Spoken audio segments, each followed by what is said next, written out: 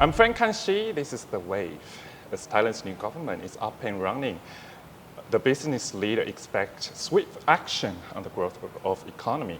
State Housing's administration proposed the digital wallet to distribute 10,000 baht and an increase of minimum wage. However, in terms of governmental policy, what do business leaders need the most? Joining me now is Ms. Vibeke Lesong Lariwalk. She's the chairwoman of the Joint Foreign Chamber of Commerce. Great to have you on the show. It's really good to have you on the show. Thank you, Frank. Thank you for joining us. I think the first question, of course, right now, government, we already see State Housing as the new prime minister in the house. So what would the foreign investor need the most in the first 100 days in terms of government policy? Well, first of all, thank you very much for inviting me to be part of this show. Just to give a short background on who we are, my name is Vibeke Lesong Lariwalk. I'm the chairwoman of the Joint Foreign Chamber of Commerce, which represents 34 chambers in Thailand. That is around 9,000 companies. So there's a lot of foreign investment that is under our umbrella organization. What do I expect in the first 100 days? I would say short term. I'd like to split this in a little bit on short term and long term, but in the first 100 days, the first thing we need to see is stability. If we have stability, not too many demonstrations, and really see that the government is formed and starting to work, that will immediately build confidence. Secondly, transparency. We need to be sure that we see transparency in the work that they do, in not just transparency but clarity in which focus areas that they will have, because I think that will mean a lot for foreign investors, and particularly for new foreign investors, to what next step they're going to take. So those areas are probably the key ones. I have a little bit of a cheat paper here. I have prepared so that I speak to areas that are important.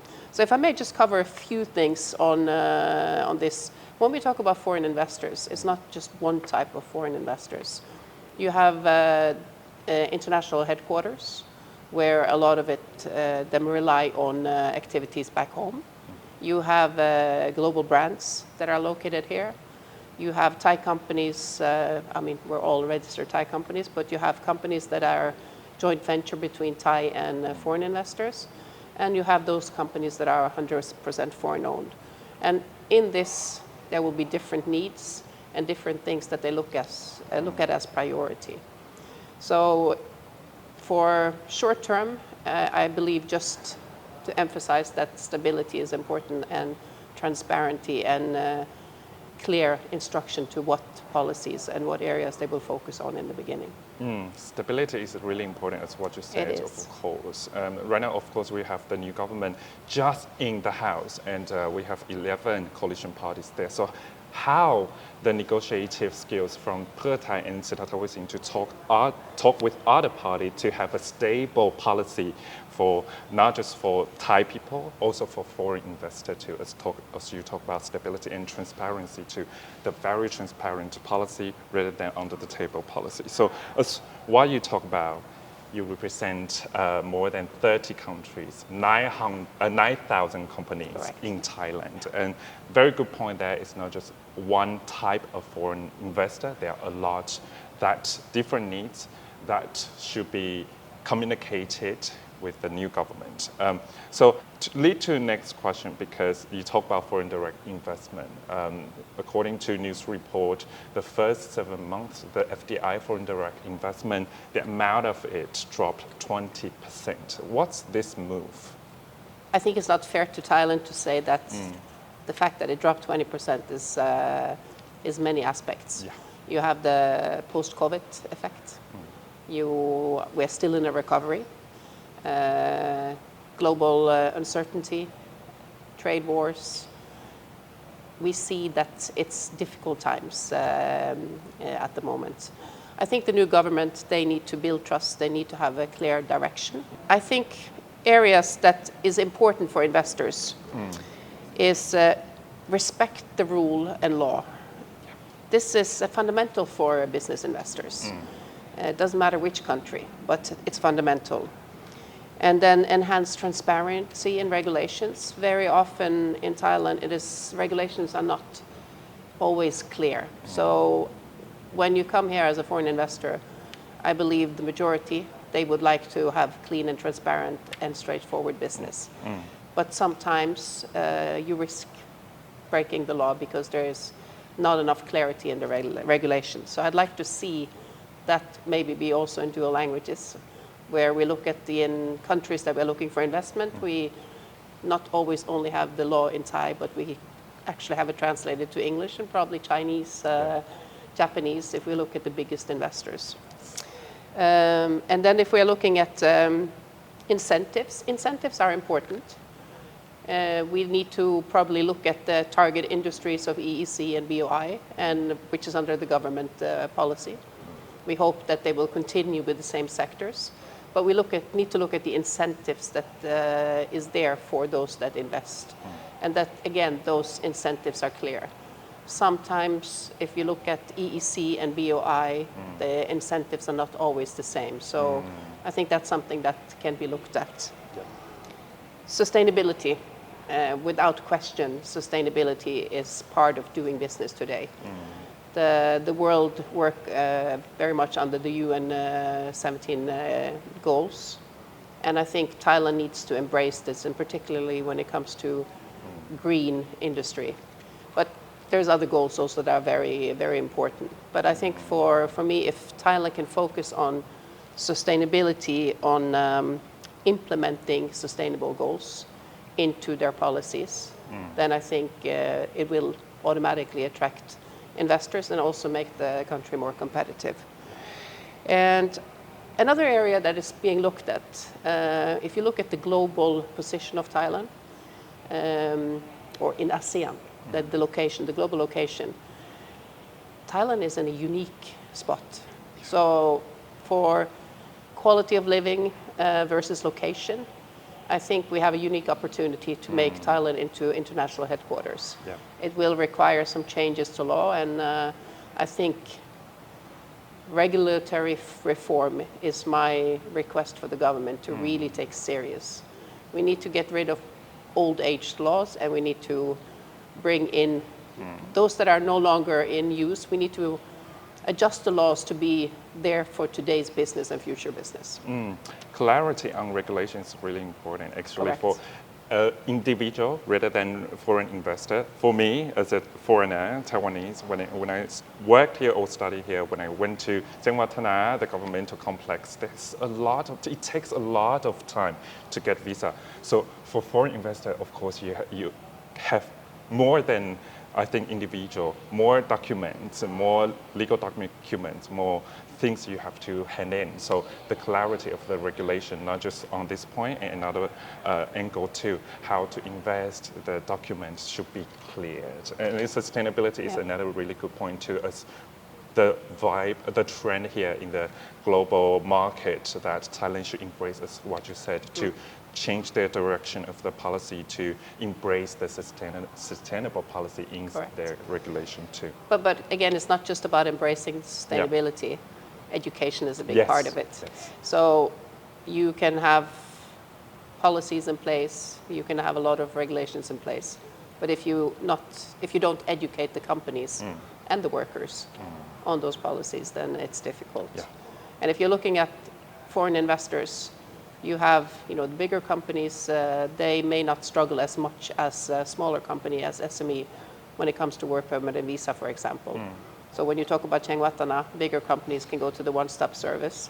My dream and my wish is that also the SME can have a one-stop service. Yeah. Because you spend a lot of time on each individual work permit. So one thing is to digitalize the process of work permit. The second one is to not only work permit and visa, and to allow also a one-stop service for the SME. Yes. I mean, SME is a very important contributor to the economy. Yeah. We couldn't just have big companies in the country. Correct. SMEs. They depend on supply chain is SME also. Yes, good point there. Actually, this week I interviewed Kun Sanan Ong Bonggun, the chairman of Thai Chamber of Commerce. he talked to me about very, very good points. There are many good points there. One a point that he thinks is a positive kicker for Thailand's economy is tourism. So he thinks that the free visa for Chinese tourists or other, of course, other nations' tourists are really important too because they're gonna bring those tourists in Thailand back again before, like the situation before COVID-19. So what's your sense of this policy, free visa policy? I 100% agree with Konsanan. It is very important, and I do believe it should be extended to other countries. So if you look at tourism pre-COVID covered more than 70% of our GDP. Today, we are starting to regain the tourism, but I think tourism will be different than it was before. And I think for Thailand, it should be different.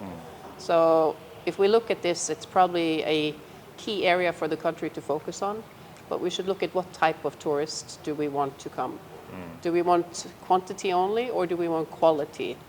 And there are many types of tourism. So you have tourism that is on wellness and health. The Thai people is known for their service. We need a little bit of retraining in order to cater for a new type of tourist, but I'm sure that the Thais with a little bit of reskill or upskill can meet that. And other areas, MICE industry. Thailand is a very important country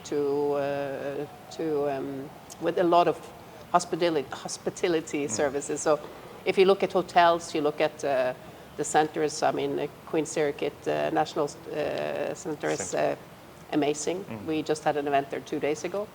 You also have Impact, you have Bytech. So we have hotels and we have convention centers that can cater for bigger size exhibitions. Just in the news today, I read that the government will try to do a fast track visa for exhibitors, which is very good. But they also should not forget about the fact that in order to set up a booth at one of those exhibitions and to sell your products there, there is still a need in some areas for a work permit. So they need to look at both visa and work permit for this. MICE should be a key for this country.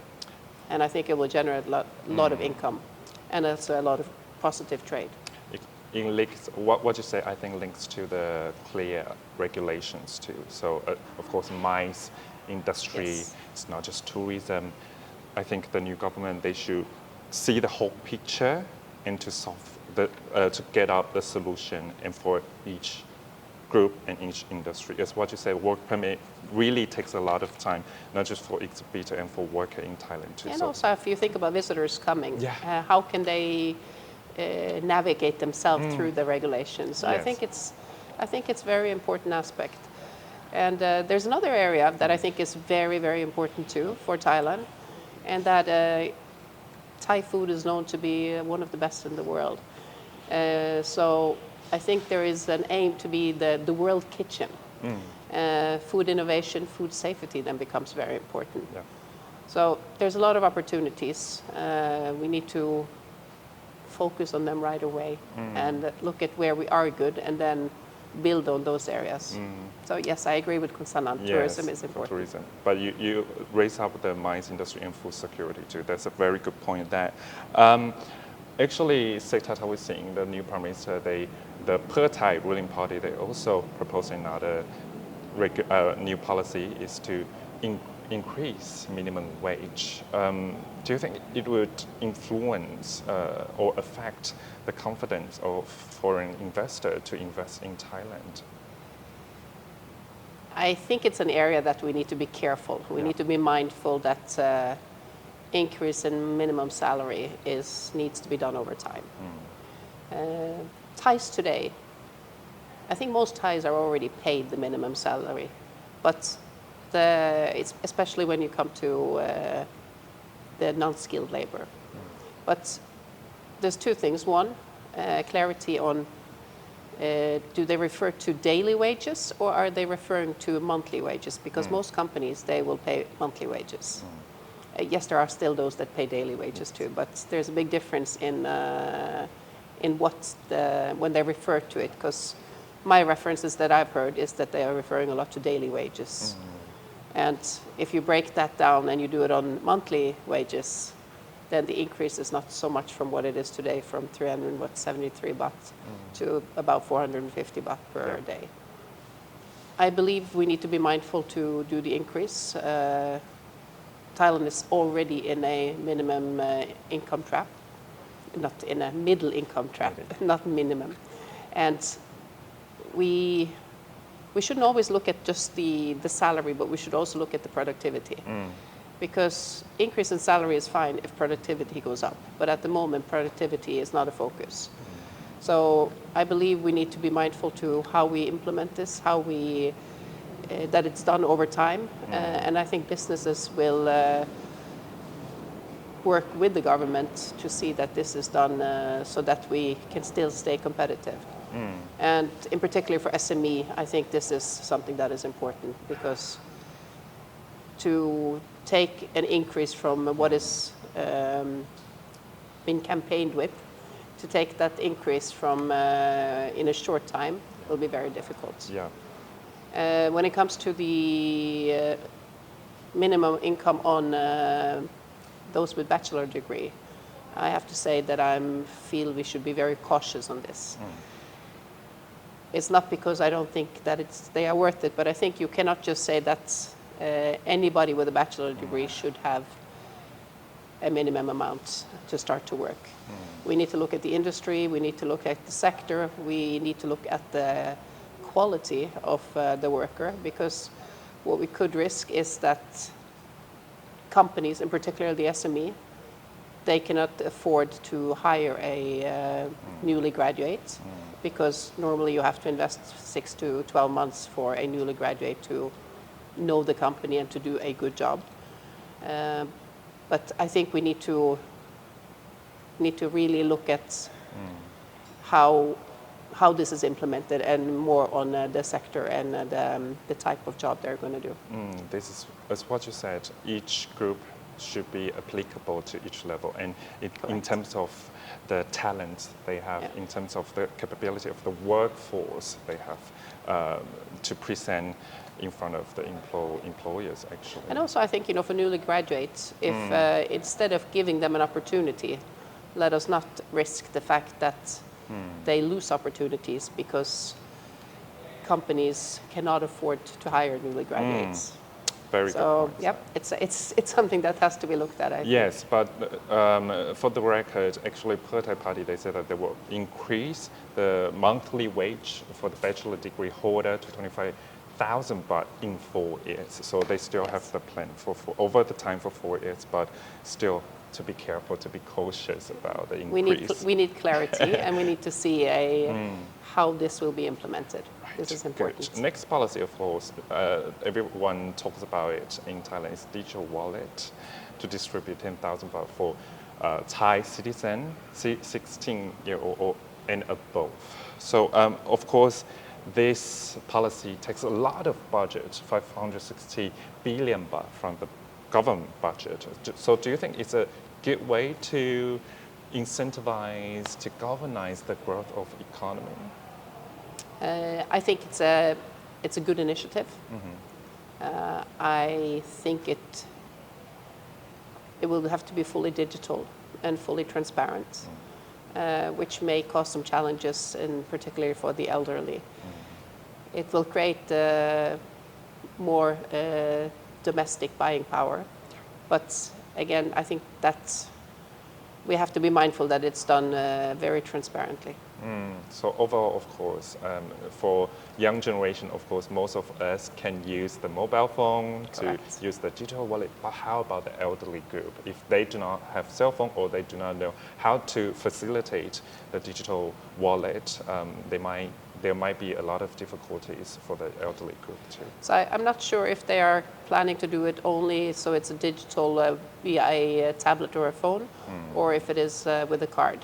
If it is with a card, then I guess it should be possible. But again, transparency around it is very important. What's the regulation there? How to use it and how to receive it and use it in the radius of 4 kilometers, as what they said in the policy. Next question, what's your suggestion in terms of government's policy to boost Thailand's economy? Because actually I interviewed many leaders of Chamber of Commerce, some say that actually the scarcity of water is the topic that the next government should deal with immediately. And what's your suggestion to them? For foreign direct investment and also for us that are here, I think this is very important. There will be a shortage of water. I don't think it's a question if. So I think this is something that the government has to look at, maybe not within the first 100 days, but it has to be urgently on the agenda. As is it important to look at the energy prices. Electricity is expensive at the moment, and that affects both big and large, big and small, sorry. Yeah. So I think this is both water and energy levels. It will be two challenging areas, but it's areas that needs to be looked at right away. How about the cost of energy? Do you think that's a big problem too in Thailand? Yes, I believe it's a challenge, and definitely for the SME it's a big challenge. But I think the government needs to look at it and find solutions on alternative energy. Yeah, it actually links to the cost of energy, scarcity of water. It affects the productivity too for foreign investors too. Actually, one follow-up question here, very quick, because actually, of course, comparing to Vietnam, comparing to Indonesia, some say that they have good fiscal policies for foreign investors. Do you think, comparing to them, Thailand is still a very good destination to put investment in? Are you confident with Thailand? I've been in Thailand 34 years. Yes. I still believe, in my heart I'm Thai. I still think Thailand has a lot of potential, but I do believe there's a need for the government to make some changes. For foreign investor to look at Thailand, of course now having a new government in place is important. We've had now 3 months with question mark 2 when it will be in place. So I really very much welcome the new Prime Minister Seta Thavisin to be in place. What I think we need to look at is, if I may list a few areas that are very important to foreign investors and to make sure that Thailand stays competitive, is we need a bit of speed. It takes too long for decisions to be made, so we need a little bit of speed. So it's important the new government don't do just the talk, but also the walk. Yes. So one thing that is really time-consuming is that every ministry works separated. So digitalizing the government with the whole government, so with only one single sign-on. What that I mean is that when you sign on, you can enter to all ministries. Right now, we function a lot in silos, so each ministries have different, some is fully digitalized, some are partly digitalized, and other processes not digitalized at all. So that's really a focus area. The other thing is the regulatory reform. Joint Foreign Chamber of Commerce has been working hard on this since 2016. When they started I believe it started in 2017, but the Guillotine Project. There's some really good research to the challenges that companies have that is already with the government. We need to, I think, give a budget for the Guillotine Project to be back in place, and I know that this is supported by many. And then we need to do what the word guillotine says. We need to do reforms. We need to remove old laws and continue with laws and regulations that are for today business owners. And education is another area that is very close to my heart. I think education is not just education where you go to school and then you graduate and you get a job. Education is all the way through the system. So lifelong learning is important. Educating or reskill, upskill, or new skill for the new target industries will be important. And connecting graduates from secondary school with colleges or very important vocational education school. Again, looking at jobs that will be for the future. We need to have a reform in the education system to make sure that we teach the jobs for the job, no, teach the students for the jobs tomorrow, not for the jobs in the past. Yeah, pretty good point there. So 3 that's points one area. there. Yeah, speed is the key. One area that Very- is very yeah. important is that the government focus on and take serious actions on the climate change. I think climate change is something that, without that and without the government commitment to a net zero greenhouse gas, I think Thailand will definitely not be competitive with other countries. So a clear clean air policy as an example. And I think the goal is to implement this by 2065. I think that's a bit too far away. Yeah. Let's Cut down. cut down the time and let's show real commitment to it. So I think 4 points there you talk about. It's really, I think, close to people, and government should really give relevant policy to solve these issues. You talk about education, talk about climate change inside this section. Of course, people living Chiang Mai, they have to suffer from the bad air quality in December all the time. So we haven't seen any improvement here. It's the very high data about PM 2.5 there. It's really important for the next government to tackle with immediately. And you talk about the speed too. So the speed for every policies. When it comes to climate, I think it's also important to work, look at ASEAN as one. We need to work together on this. This cannot be just Thailand working on alone.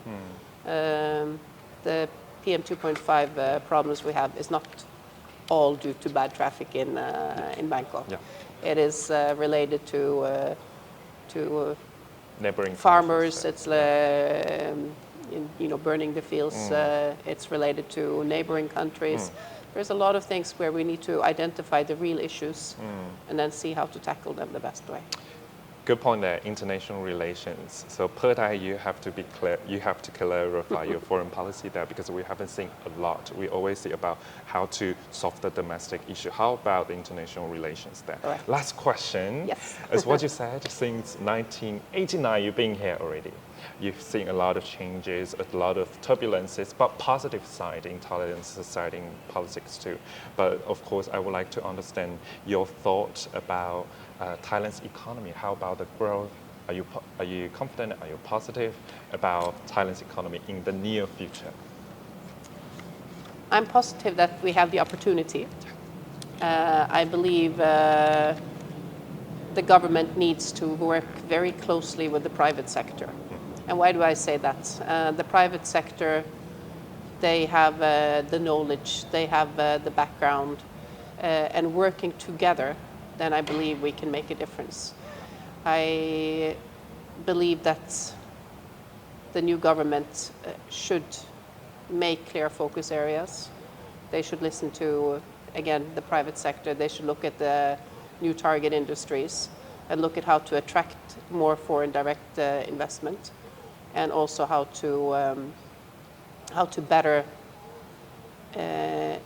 educate government officers, companies, and people, so that we walk in the same direction. And this is one area that Joint Foreign Chamber of Commerce feel it's a responsibility that we as investors, we're part of the Thai economy. We are there to work with the government and do our part in making that difference. So that will be important. So very good point there about communication with the government, of course. So you have to, on the same page, good communication, mutual understanding, comprehension, and go to the right direction. So today, really good points there, knowledgeable thoughts there. Thank you so much. Today, we have Chairwoman of Joint Foreign Chamber of Commerce, Ms. Vibeke Lesong Warawong. Great to have you. Thank you very much, Khop khun khrap. Frank. Thank you so much. Thank you. ขอบคุณค่ะ